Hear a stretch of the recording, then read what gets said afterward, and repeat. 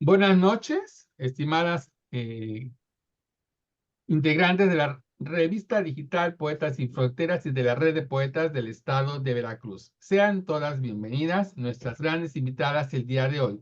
María Luz Olivares, Silvia Aquino, Lucila Reyes y Angélica Arreola. Este 4 de septiembre del año 2024 nos hemos reunido para reunir un tributo a unos grandes escritores mexicanos, como son Rosario Andrade, Amado Nervo, Sor Juana Inés de la Cruz, Octavio Paz y José Emilio Pacheco.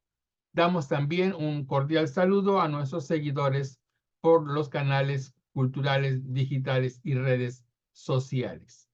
Vamos a empezar a hablar de Rosario Castellanos. Rosario Alicia Castellanos Figueroa nace en la Ciudad de México un 25 de mayo de 1925 y muere en Tel Aviv, Israel, un 7 de agosto de 1974. Fue una escritora, periodista y diplomática mexicana, considerada una de las literatas mexicanas más importantes del siglo XX. Fue embajadora de México en Israel hasta la fecha de su fallecimiento. También es considerada como una de las pioneras del feminismo mexicano. Para ello, vamos a conocer un poco de esta gran escritora en la voz de Silvia Aquino. Buenas noches a todos.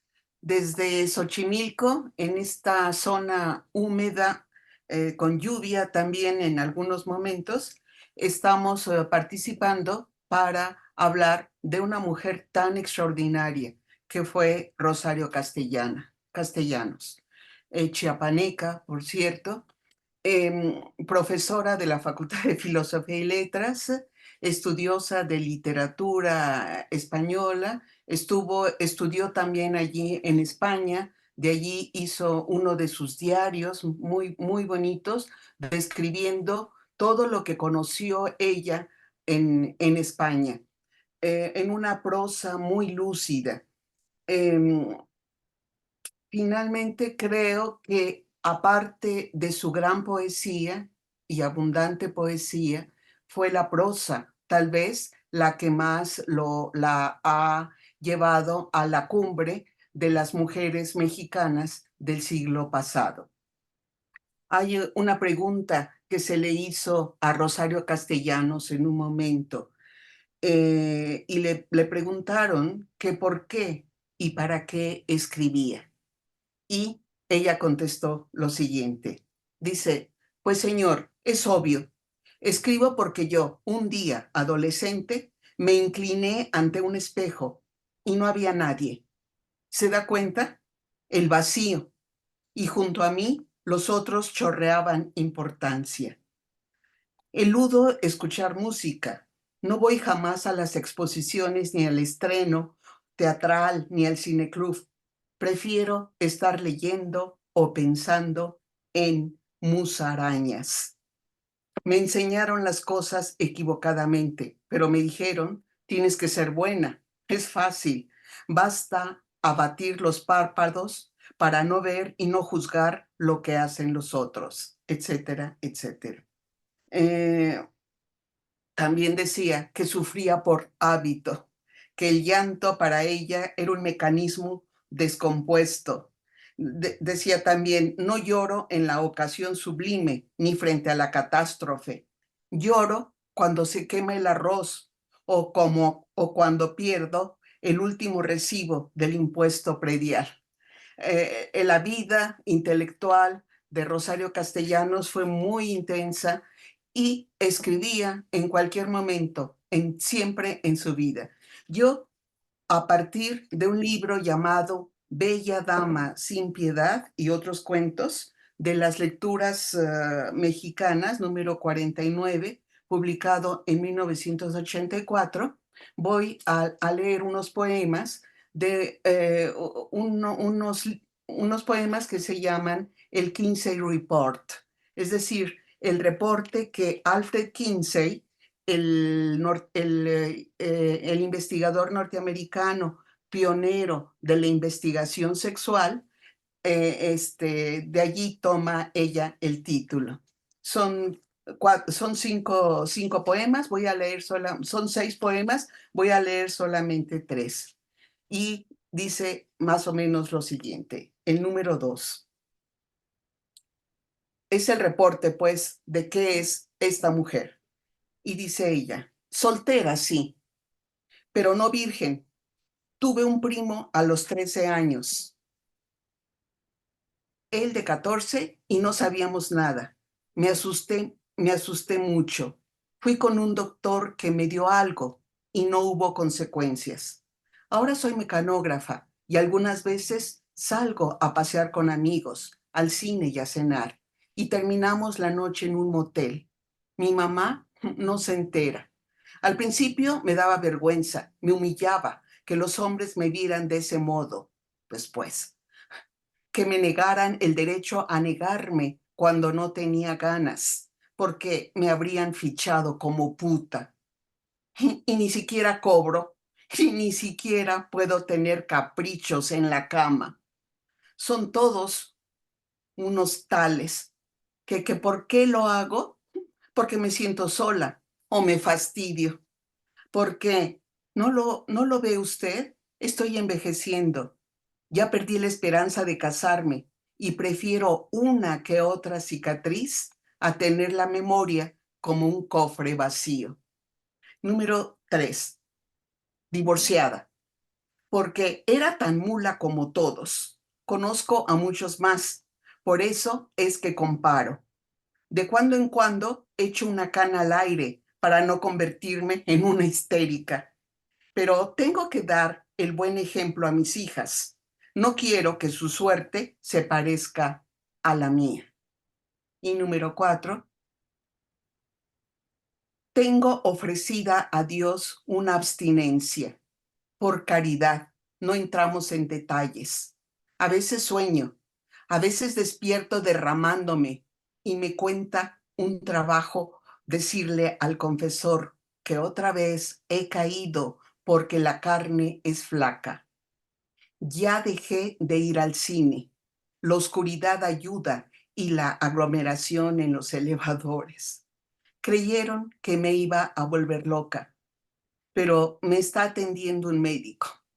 Masajes. Y me siento mejor.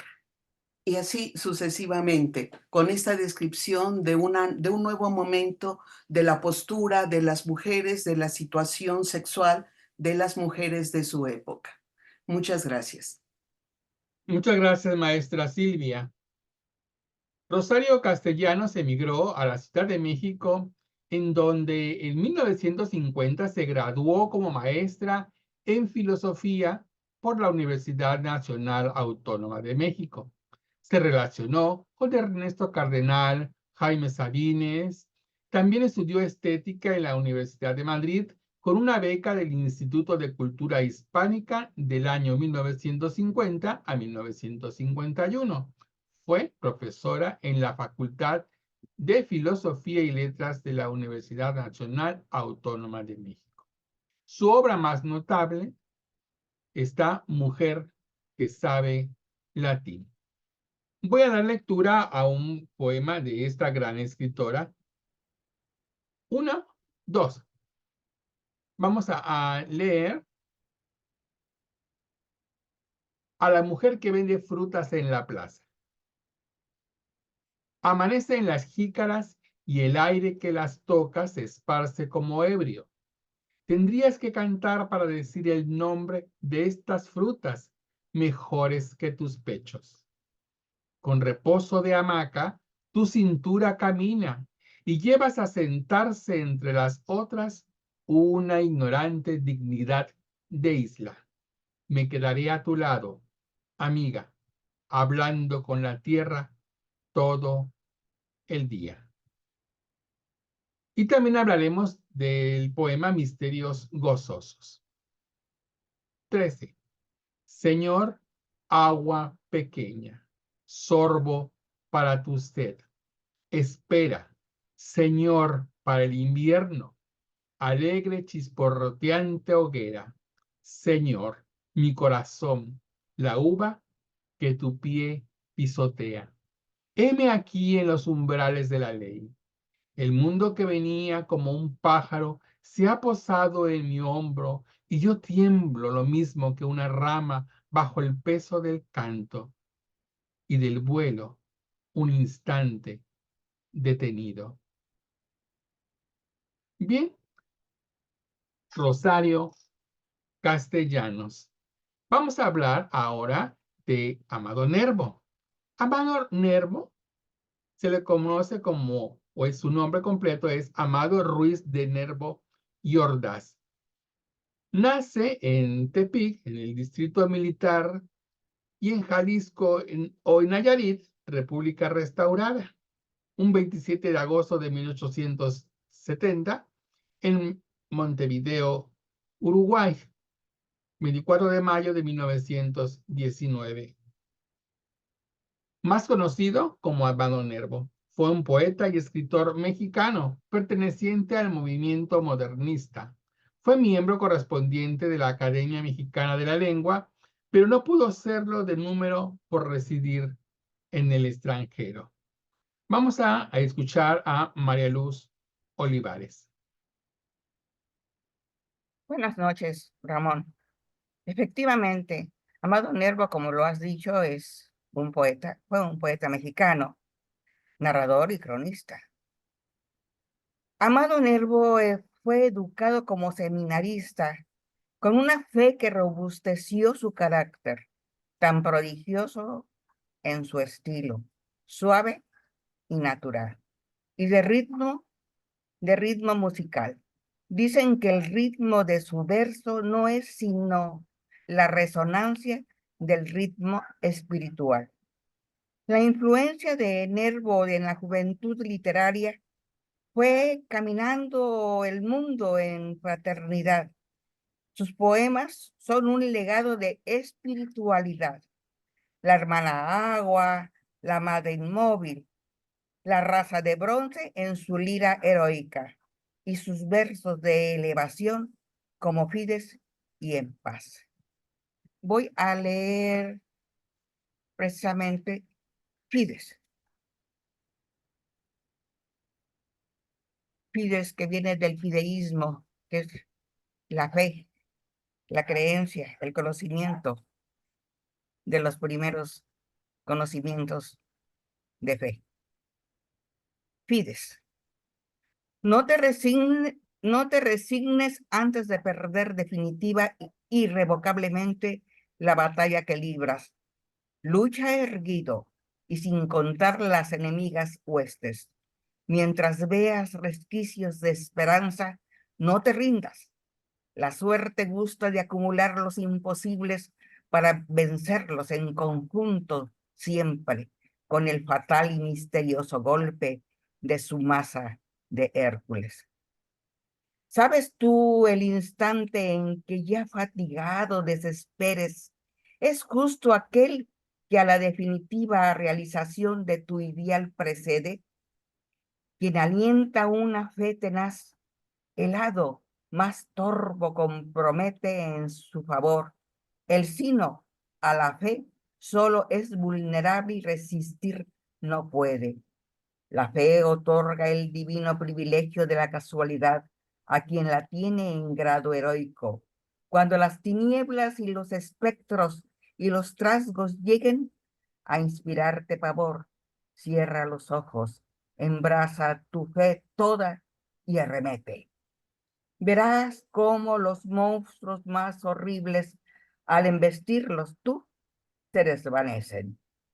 Cuando se opone a los designios puros del hombre, es irreal, tan solo tiene la imaginaria vida que te dan nuestro miedo y nuestra fiebre. Dios quiso en su bondad que los obstáculos para aguzar las armas no sirviesen. Quiso que el imposible estuviera no más para vencerle. ¿Cómo está la barrera en los hipódromos a fin que la salten los corceles? Búrlate, pues, de cuanto en el camino tu altivo impulso de tener pretende. No cedas ni a los hombres ni a los ángeles. Con un ángel luchó Jacob inerme, con el espacio entero de una noche, y el ángel le bendijo complaciéndose en la suprema audacia del mancebo, a quien llamó Israel, porque era fuerte contra Dios. Leemos aquí algo tan hermoso como es la fe, la fidelidad ante la creencia de Dios. Y termino con este pequeño poema, muy hermoso. Se titula En paz.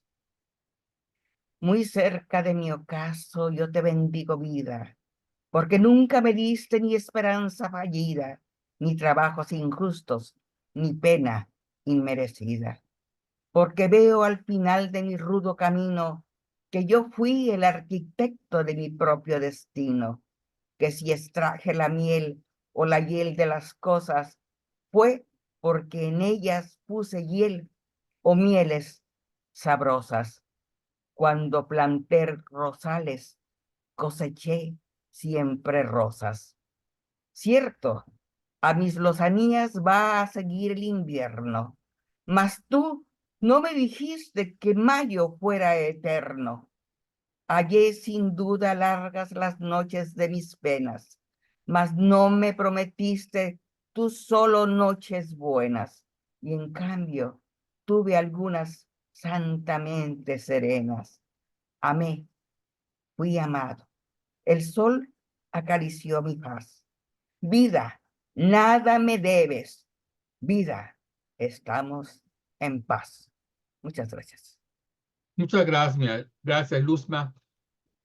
Continuamos hablando acerca de Amado Nervo, que en 1900 viajó a París, enviado como corresponsal del periódico El Imparcial a la Exposición Universal. Allí se relacionó con grandes personajes como Oscar Wilde y otra vez con Rubén Darío, con quien estableció una amistad pero posiblemente le influyó más su primer encuentro con Ana Cecilia Luisa Dalles, el gran amor de su vida, cuya prematura muerte en 1912 le inspiró los poemas de la Amada Inmóvil, publicados póstumamente en el año de 1922.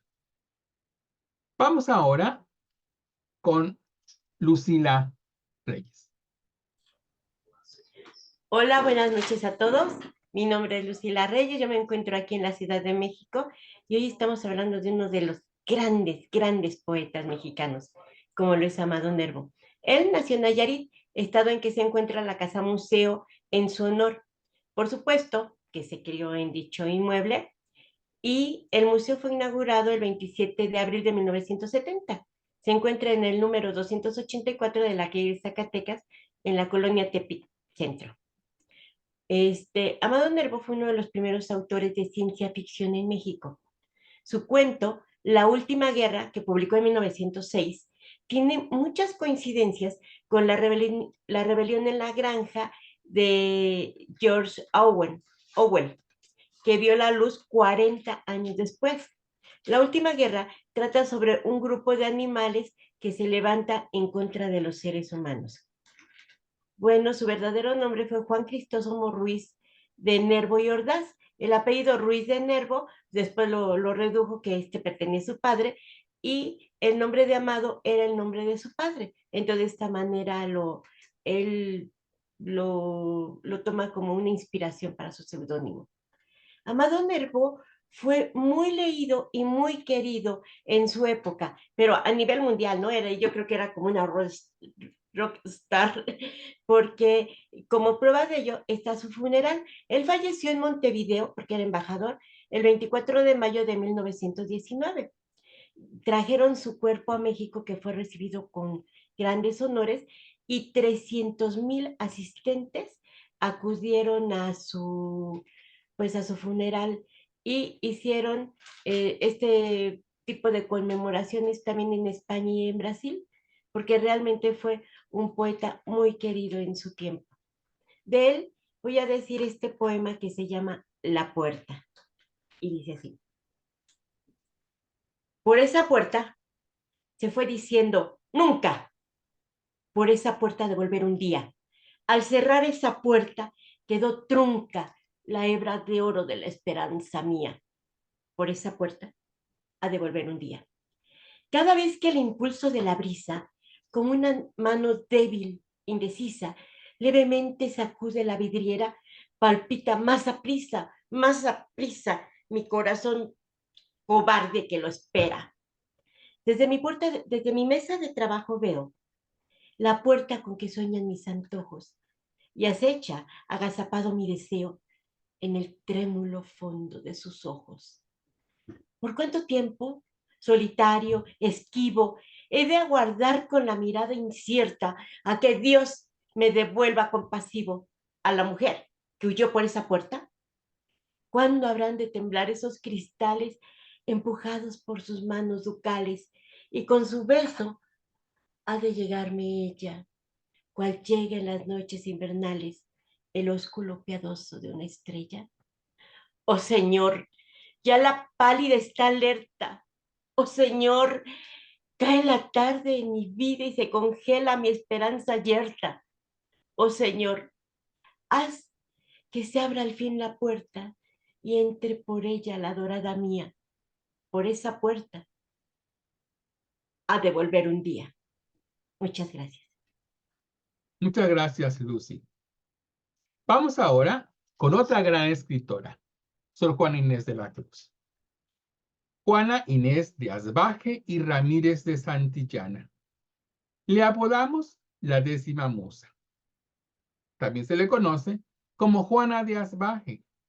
Nace un 12 de noviembre de 1648 o posiblemente en 1651 en San Miguel Nepantla, Nueva España del Imperio Español. Fallece el 17 de abril de 1695 en la Ciudad de México, Nueva España del Imperio Español. Considerada por muchos como la 10ª musa, cultivó la lírica, el auto sacramental y el teatro, así como la prosa. A muy temprana edad aprendió a leer y a escribir. Perteneció a la corte de de Antonio Sebastián de Toledo Molina y Salazar, marqués de Mancera, y también del virrey Novohispano. En 1669, con anhelo de conocimiento, ingresó a la vida monástica. Sus más importantes mecenas fueron los virreyes de Mancera, el arzobispo virrey Payo Enríquez de Rivera y los marqueses de la Laguna de Camero Viejo. Vamos a escuchar en la voz de Angélica Arreola algo de ella. Gracias, Ramón. Buenas noches.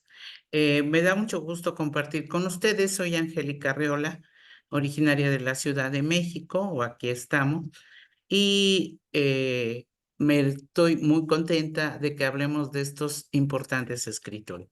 Creo que es una selección magnífica porque precisamente Paz, Sor Juana, José Emilio Pacheco, Amado Nervo, creo que es lo mejor que tenemos en la poesía mexicana. Voy a hablar primero de Sor Juana Inés de la Cruz, que justamente, bueno, ya sabemos que ella entró al monasterio precisamente por esta necesidad y esta búsqueda de conocimiento, no tanto por vocación, porque es la única manera que tenía de allegarse libros y el conocimiento. Sabemos que de sus poesías clásicas que nos han enseñado, pues principalmente en México, desde los primeros años en la escuela, son sus sonetos muy conocidos, muy logrados, muy trascendentes. Voy a leer en este caso uno de estos sonetos y bueno, quiero comentar también que Amado Nervo, justo del que hablábamos también, tiene un libro sobre Sor Juana y otro Octavio Paz, del cual me voy a ocupar en la segunda participación. Por ahora leo que se llama Por perseguirme mundo, ¿qué interesas? Dice, en perseguirme mundo, ¿qué interesas?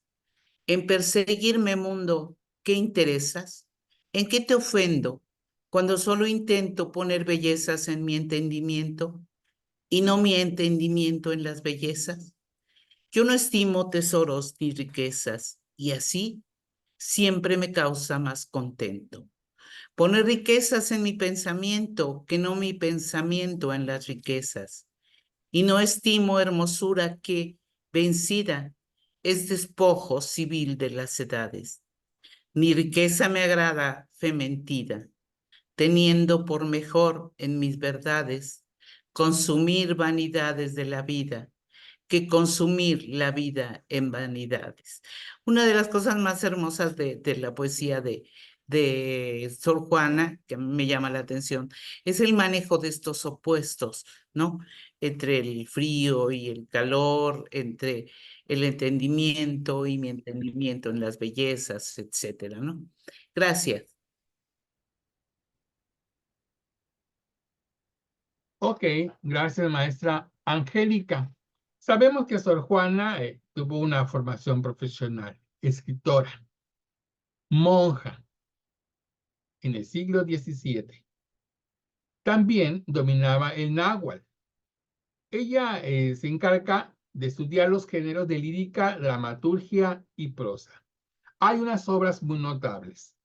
El Divino Narciso, Los empeños de una casa, Primero sueño, Neptuno alegórico, Respuesta a Sor Filotea de la Cruz.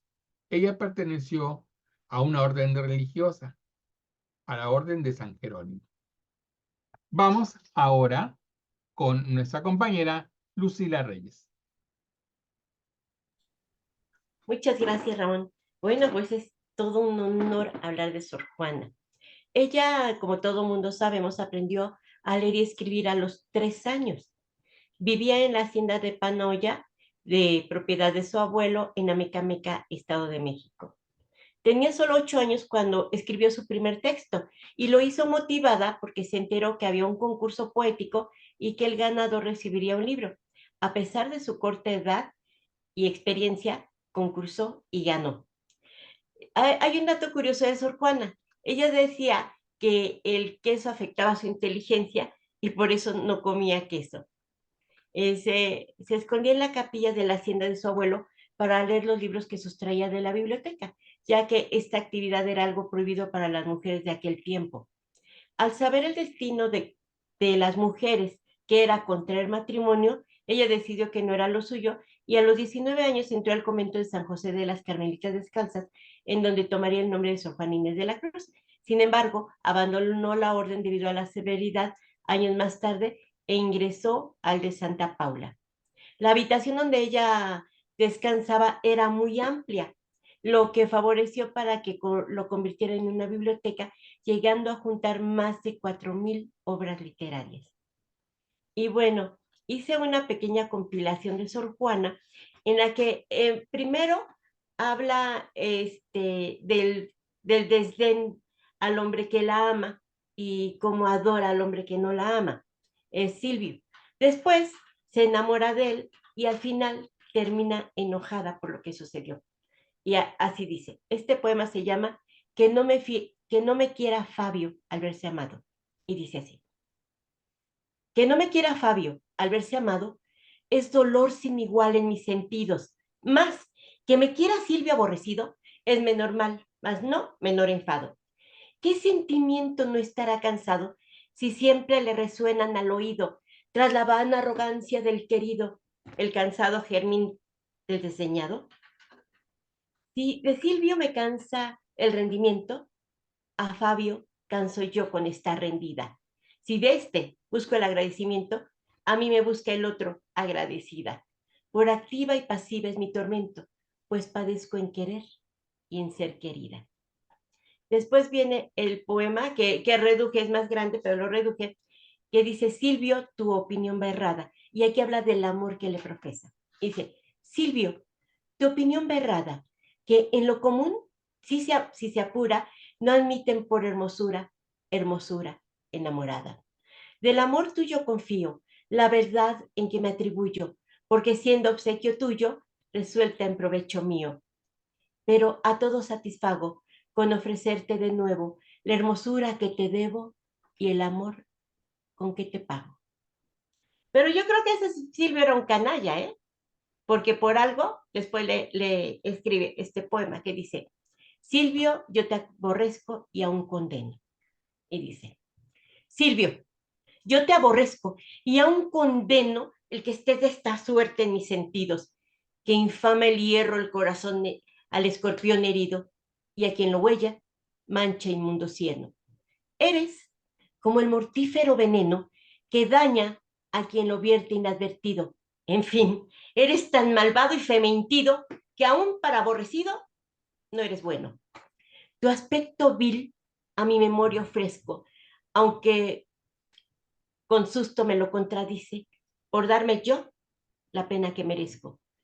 Pues cuando considero lo que hice, no solo a ti, corrida, te aborrezco, pero a mí por el tiempo que te quise. Muchas gracias. Muchas gracias, Lucy. Vamos ahora con otro gran escritor, Octavio Paz.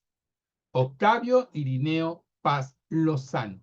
Nace en la Ciudad de México un 31 de marzo del año 1914 y muere también en la Ciudad de México un 19 de abril de 1998. Poeta, ensayista, diplomático mexicano, conocido por ganar el Premio Nobel de Literatura en 1990 y el Premio Cervantes en 1981. Se le considera uno de los más influyentes autores del siglo XX y uno de los más grandes poetas de todos los tiempos. Escuchemos a Mariluz Olivares con un poco de Octavio Paz. Gracias, Ramón. Octavio Paz, como ya lo has dicho, es un poeta extraordinario. El recuerdo de Octavio Paz puede abrumar a él, a su vida, a su obra, a su tiempo. Podrían dedicarse volúmenes enteros, como cualquier ser humano, con la complejidad de su tiempo, su pensamiento y la capacidad creativa. A través de un prisma encontrar el ángulo perfecto, preciso, que ilumine su rostro y su espíritu en la voz de su poesía, que no calla, y la luz de su pensamiento, que no se apaga. Paz busca siempre la realidad mexicana, con influencia francesa como el surrealismo, pero enaltece la imaginación, el amor y la libertad. Es sin duda el poeta más sobresaliente como poeta de México del siglo XX. Perteneció al servicio diplomático, pero renunció por la represión del gobierno de Díaz Ordaz contra los estudiantes.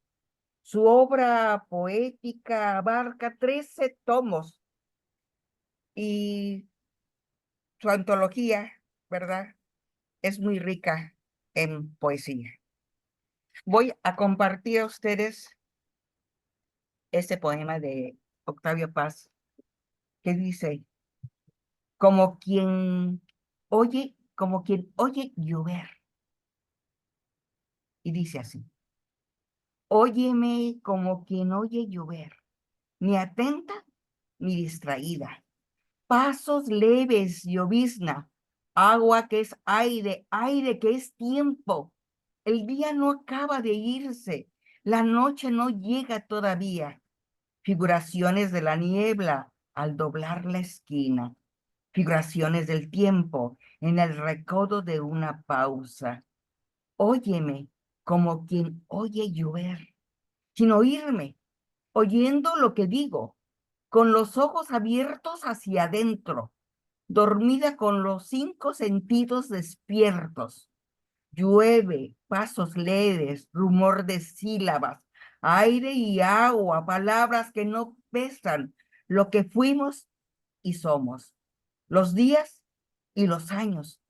Ese instante, tiempo sin peso, pesadumbre enorme. Óyeme, como quien oye llover. Relumbra el asfalto húmedo, el vaho se levanta y camina, la noche se abre y me mira. Eres tú y tu talle de vaho, tú y tu cara de noche, tú y tu pelo lento relámpago. Cruzas la calle y entras en mi frente. Pasos de agua sobre mis párpados. Óyeme como quien oye llover. El asfalto relumbra. Tú cruzas la calle. Es la niebla errante en la noche. Es la noche dormida en tu cama. Es el oleaje de tu respiración. Tus dedos de agua mojan mi frente. Tus dedos de llama queman mis ojos. Tus dedos se abren de aire, abren los párpados del tiempo. Manar de apariciones y resurrecciones. Óyeme como quien oye llover. Pasan los años, regresan los instantes. ¿Oyes tus pasos en el cuarto vecino? Ni aquí ni allá. Los oyes en otro tiempo que es ahora mismo. Oye los pasos del tiempo, inventor de lugares sin peso ni sitio. Oye la lluvia correr por la terraza. La noche ya es más noche en la arboleda. En los follajes ha anidado el rayo. Vago jardín a la deriva. Entra, tu sombra cubre esta página. Y termino con este pequeño que se llama Mientras escribo, palabras de él. Y dice así: mientras escribo, cuando sobre el papel la pluma escribe, a cualquier hora solitaria, ¿quién la guía? ¿A quién escribe el que escribe por mí? Orilla hecha de labios y de sueño, quieta colina, golfa, olgo, hombro para olvidar al mundo para siempre. Alguien escribe en mí, mueve mi mano, escoge una palabra, se detiene, duda entre el mar azul y el monte verde, con un ardor helado, contempla lo que escribo, todo lo quema, fuego justiciero.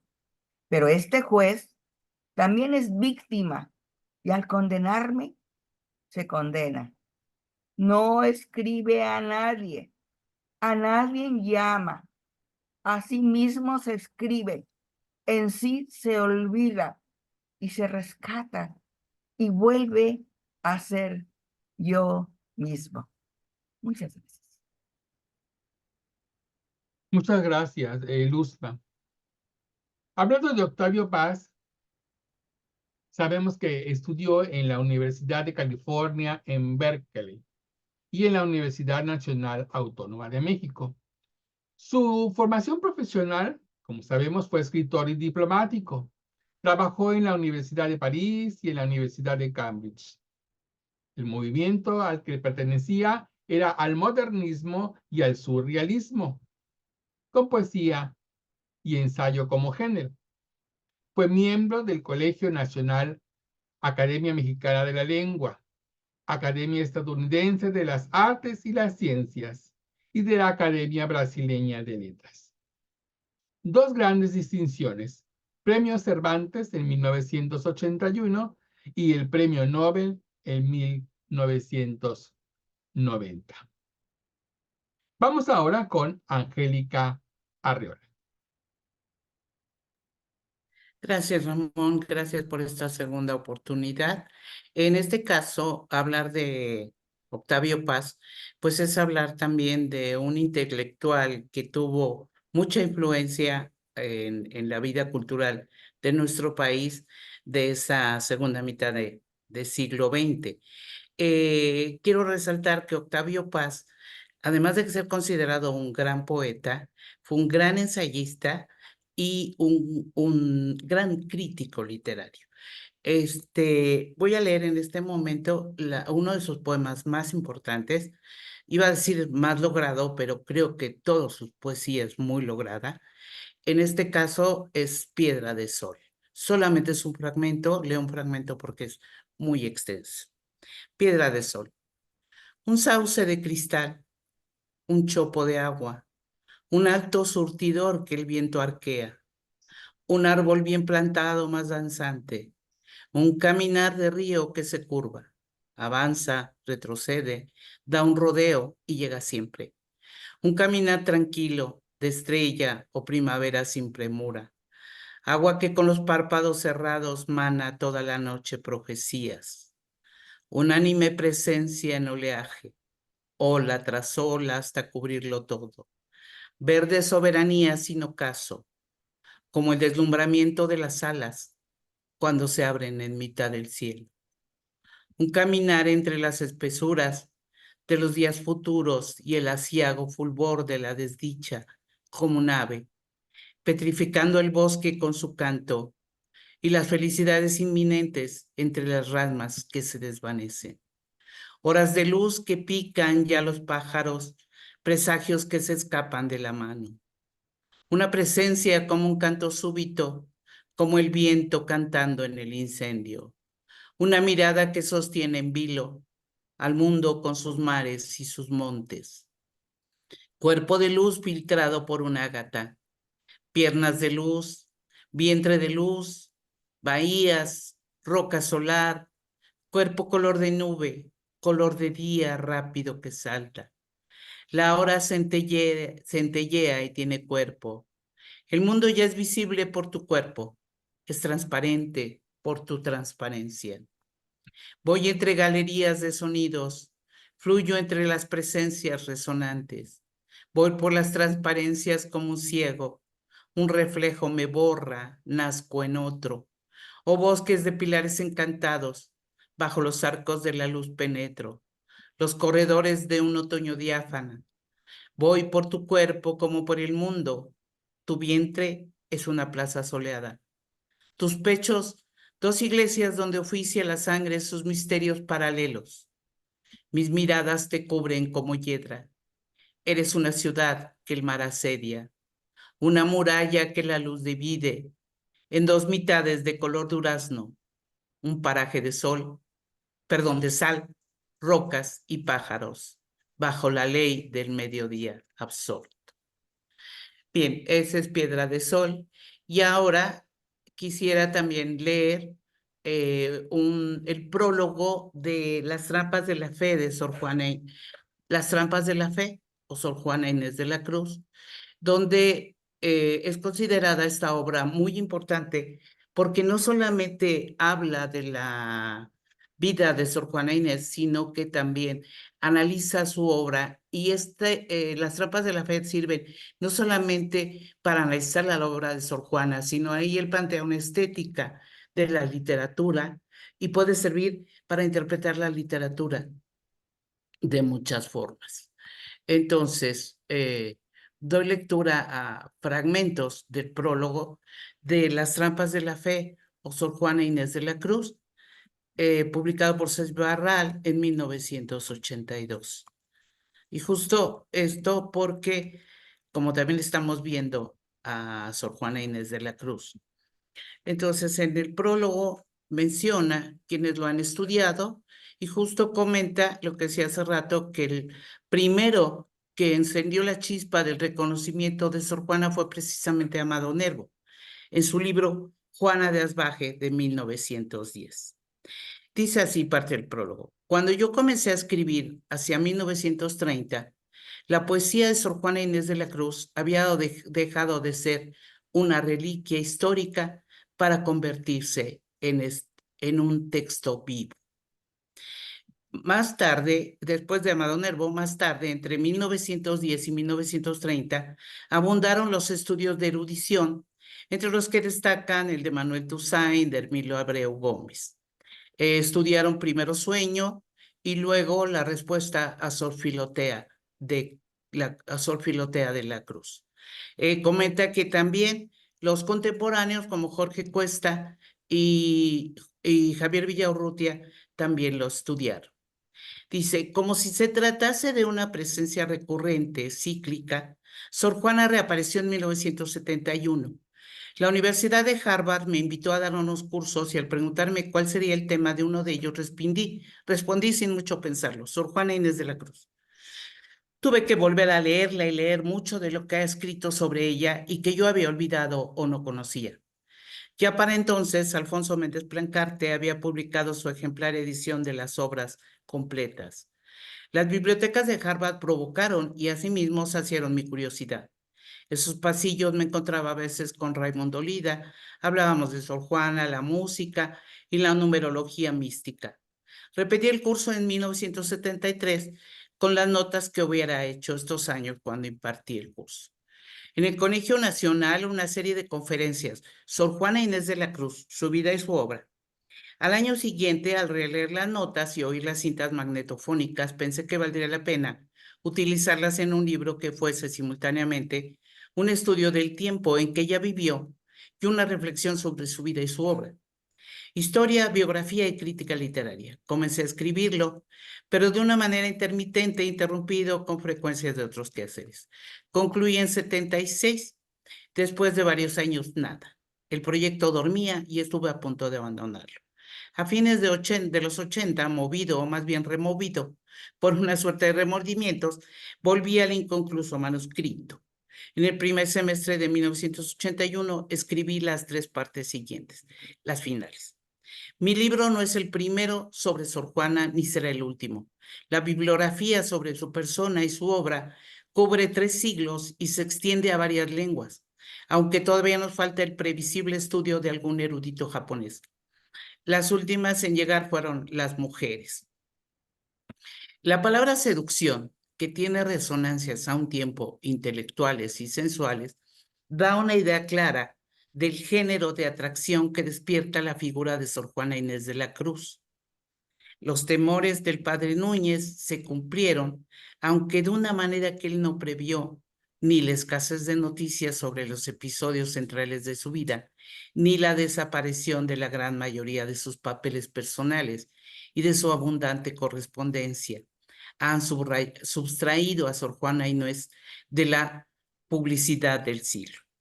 Desde hace más de 50 años, su vida y su obra no cesan de intrigar y apasionar a los eruditos, a los críticos y a los simples lectores. ¿Por qué escogió, siendo joven y bonita, la vida monjil? ¿Cuál fue la verdadera índole de sus inclinaciones afectivas y eróticas? ¿Cuál es la significación y el lugar de su poema Primero Sueño en la historia de la poesía? ¿Cuáles fueron sus relaciones con la jerarquía eclesiástica? ¿Por qué renunció a la pasión de toda su vida, las letras y el saber? Esta renuncia fue el resultado de una conversión o de una abdicación. Este libro es una tentativa por responder a tales preguntas.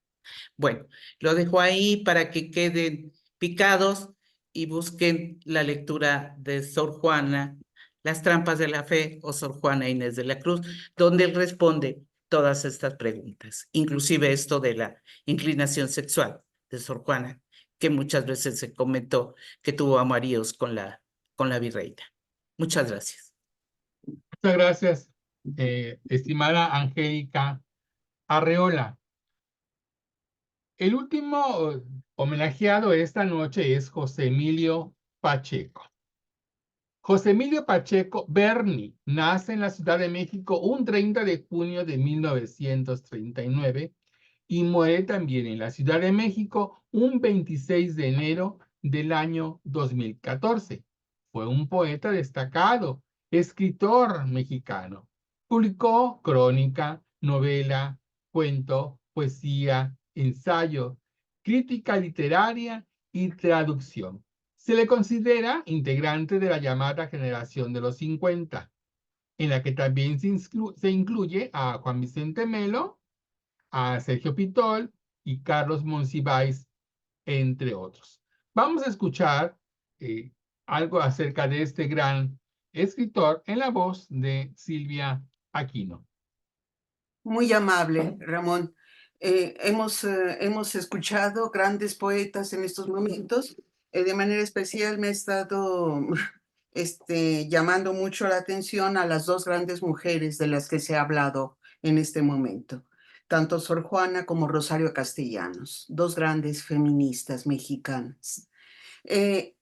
José Emilio Pacheco es una persona bastante reciente que está muy cercano a nosotros. Es un hombre que habló de historia, que habló de tiempo y que habló también de la pérdida de la inocencia. Él vivió una temporada en Veracruz, en el puerto de Veracruz, y allí mismo él escribió algunos libros. Referente a los versos, él practicaba el verso libre, pero también el poema en prosa. Utilizaba el endecasílabo a veces, el heptasílabo, y también tenía la impresión de una llaneza fundamental en donde el lenguaje estaba siempre perfectamente trabajado, sobre todo a partir de epigramas, porque Ernesto Cardenal era uno de sus grandes poetas y escribió también muchos haikus. Él había dicho en algún momento que él empezó a escribir desde su infancia después de haber leído el famoso Quo Vadis. Y nunca terminó el libro que estaba realizando, ¿no? Después del Quo Vadis. Fue, como ha dicho Ramón también, no solamente contemporáneo de Carlos Monsiváis, sino también grandísimos amigos. Entonces, como polígrafo, como poeta, como historiador, como novelista, como cuentista, como ensayista, nos revela muchísimo que él mismo proviene de la tradición fundamental de Alfonso Reyes, porque Alfonso Reyes justamente hizo un poco de todo. Respecto a las traducciones que este hombre, perdón, que José Emilio Pacheco realiza, pues tanto podemos pensar tanto en el Cantar de los Cantares, podemos pensar en Eliot, las traducciones de Eliot, de Tennessee Williams, también Tennessee Williams, e inclusive algunos libros para niños. Escribió un libro sobre Alicia, Alicia para niños. Las obras, seguramente Ramón las mencionará un poco más adelante. Yo lo que quisiera es leer dos poemas que tienen que ver justamente con el concepto de lo que es la poesía. Y vemos que es muy contemporánea su concepción. Dice así, en disertación sobre la consonancia. En el libro no me pregunten cómo pasa el tiempo. Aunque a veces parezco por la sonoridad, perdón, empiezo. Aunque a veces parezca por la sonoridad del castellano que todavía los versos andan de acuerdo con la métrica, aunque parta de ella y la atesore y la saquee, lo mejor que se ha escrito en el medio siglo último poco tiene en común con la poesía, llamada así, por académicos y perceptistas de otro tiempo. Entonces, debo plantearme a la Asamblea una redefinición que amplíe los límites, si aún existen límites. Algún vocablo menos frecuentado por el invencible desafío de los clásicos. Un nombre, cualquier término, se aceptan sugerencias que evita las sorpresas y cóleras de quienes tan razonablemente leen un poema y dicen, esto ya no es poesía. En el segundo caso es el texto que se llama A quien pueda interesar. Que otros hagan aún el gran poema, los libros unitarios, las rotundas obras que sean espejo de armonía. A mí solo me importa el testimonio del momento que pasa las palabras, que dicta en su fluir el tiempo en vuelo.